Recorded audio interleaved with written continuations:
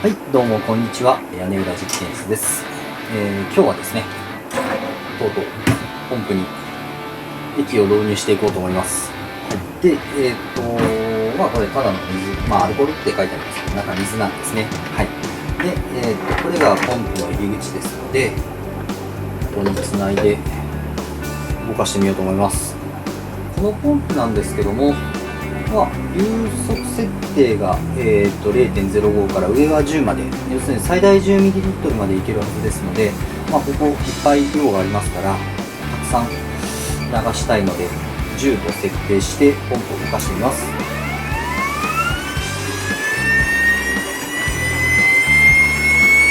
全く動いてません。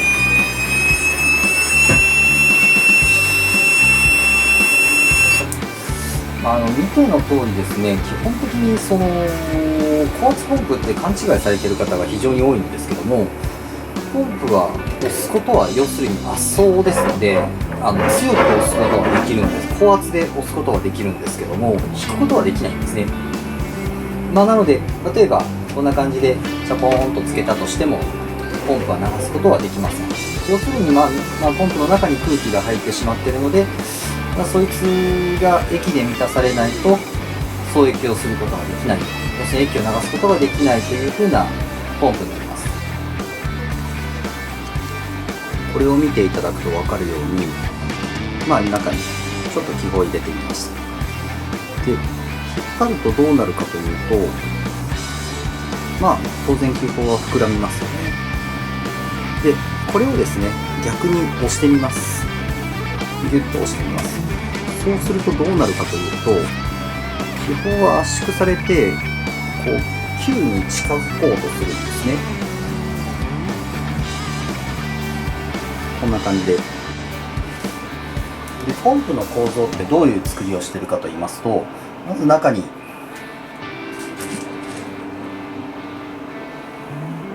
こんなお部屋があって、で、お部屋の中にピストンがいて、これが行ったり来たりしてるわけですね。で、下側に弁がついてまして、で、上側にも弁がついています。で、それぞれの弁というのは、こっちはこの向きに流れます。で、こっちはこの向きに流れます。で、逆向きに流れない逆止弁ってよく言うんですけども、こっち向きには流れないようにできてるんですね。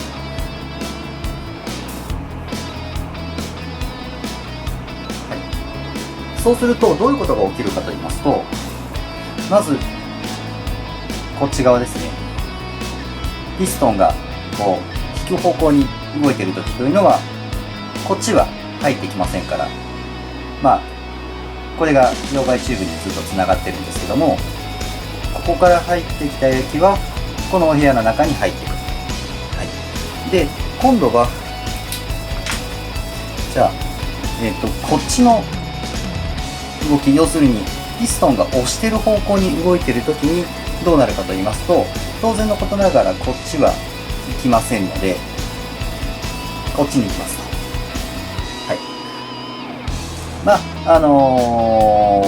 この方向に流れていくと。要するにピストンが行ったり来たりすることによって、吸って吐いて吸って吐いてということを繰り返しています。じゃあこの中にですね、例えば気泡が中に入ってしまった。これが気泡だとします。で、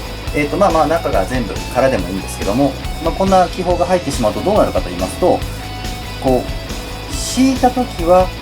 気泡が広がっちゃうんですね。で、こっちからの水が少なくなるんです。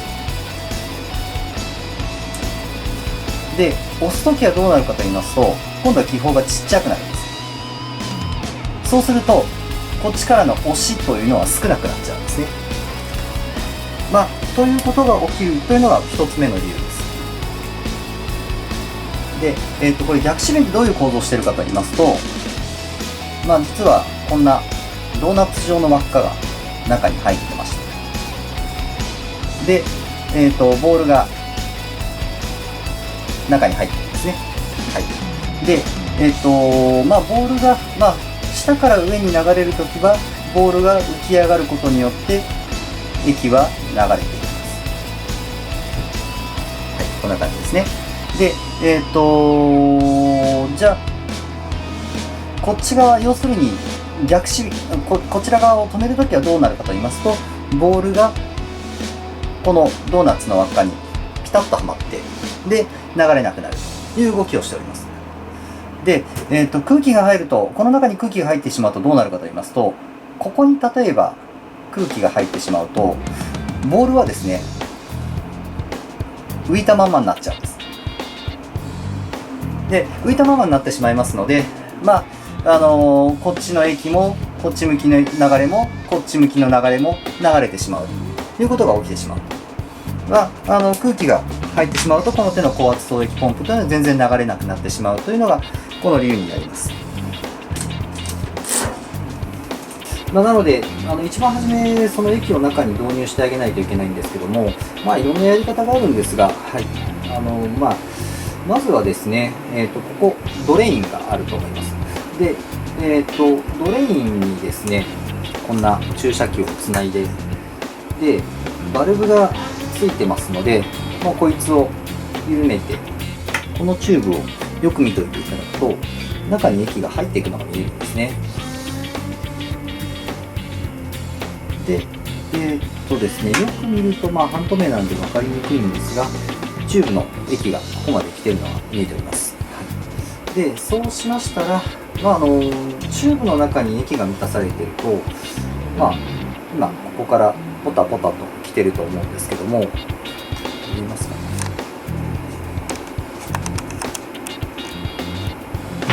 ポタポタと出てきてると思います。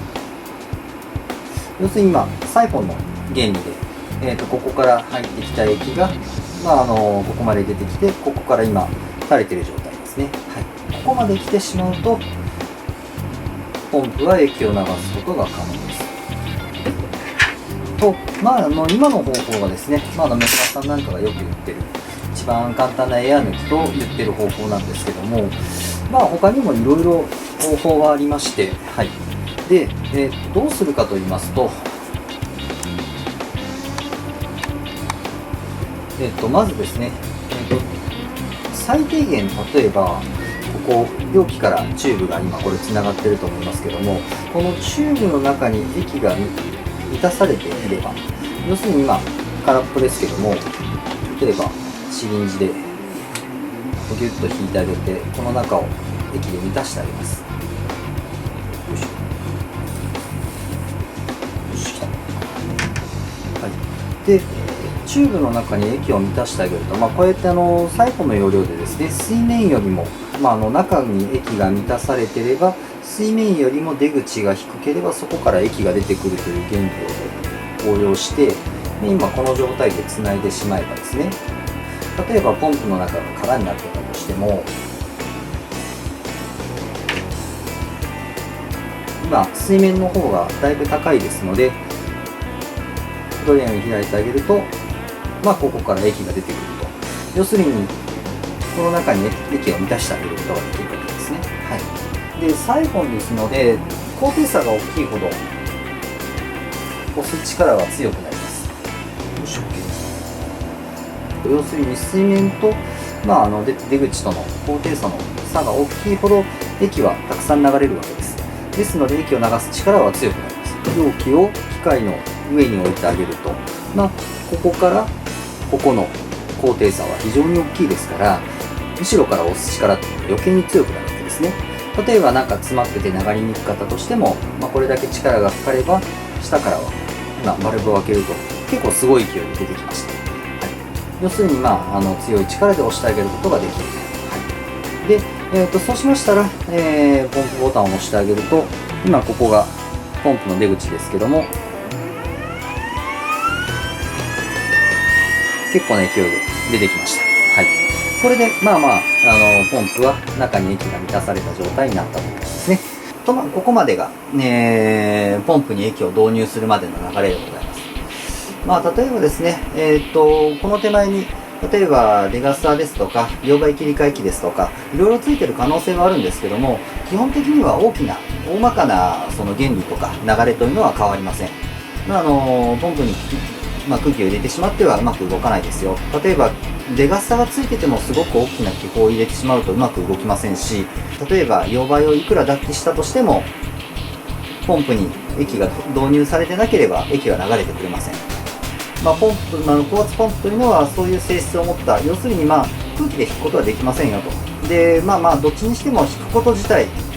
空気で引くことできなくはないんですけども、やっぱすごく弱いですし、押すことはすごく得意なポンプなんですけども、引くことはすごく苦手なポンプだというふうに考えていただければ間違いはないかなと思いま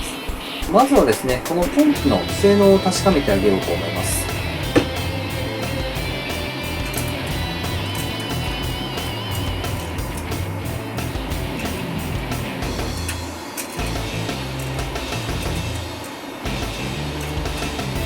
このポンプはですね、50メガパスカルまで液を流すことができる、要するには、高圧をかけることができるポンプですので、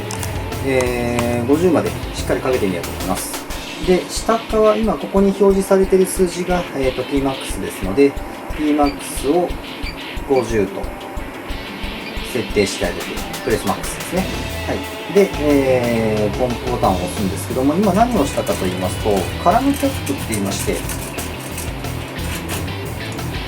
カラムの出口によくついているこんな立線ですね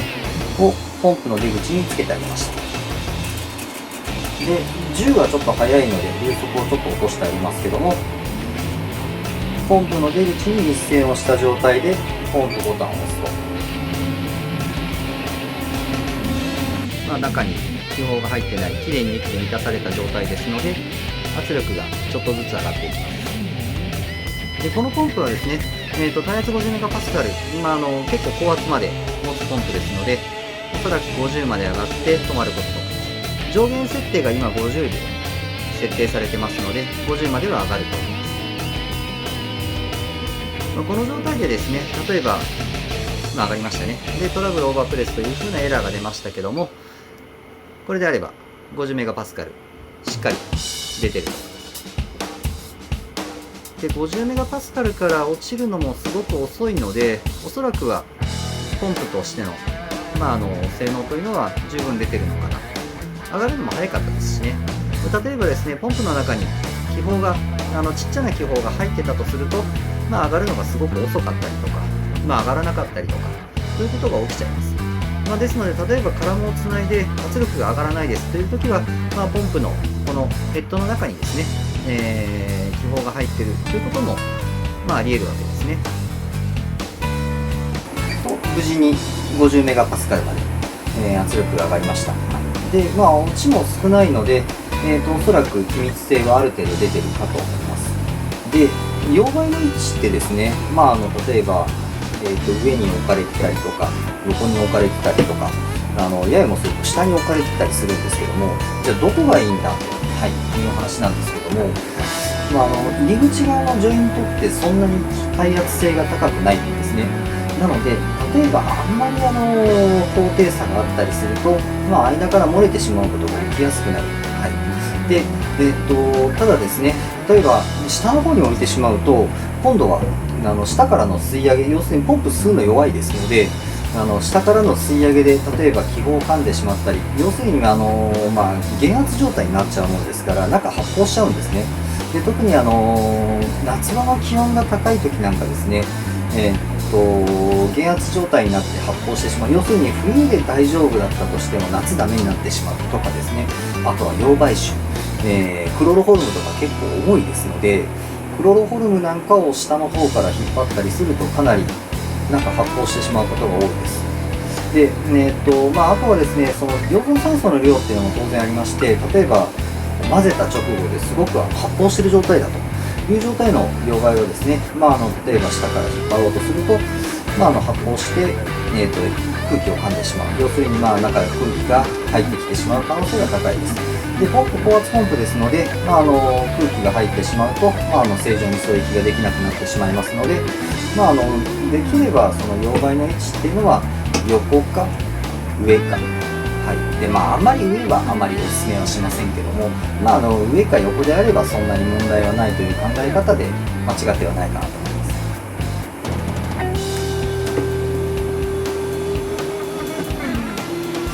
す。何度か昇圧を繰り返してあげると、中どうしてもチューブが広がったりとかそういう動きがありますので、しばらくは圧力下がっちゃったりするんですけども、しっかりポンプの気密性が取れているのであれば、そんなに下がることもなく途中で止まってくれると思います。いかがでしたでしょうか。今圧力の方、もうほとんど止まってますね。これ以上下がることがないですので、ポンプの気密性というのはすごく保たれている、十分性能の出ているポンプだというふうに考えることができると思います。で、今日お話ししたのはですね、ポンプに液を導入して、で、液を流すところまで。で、あとはですね、ポンプに圧力をかけて、ポンプがちゃんと動いているかどうか。で、あとはポンプの気密性が保たれているかどうかというのを確認しましたけども、これすごく基本的なところではあるんですけども、例えばこの辺り理解していると、どういうふうにポンプに気泡が入ってしまうのかとか、はい。例えば、溶媒瓶をどこに置いたらポンプの素液って安定するのかとか、そういうことをですね、理解しながらお使いいただくことができると思います。いろいろとですね、他にも気をつけなきゃいけないことがたくさんあるんですけども、それについてはまたいろんな動画でお話ししていこうと思います。今日はこんなところで終了しようと思います。どうもご視聴ありがとうございました。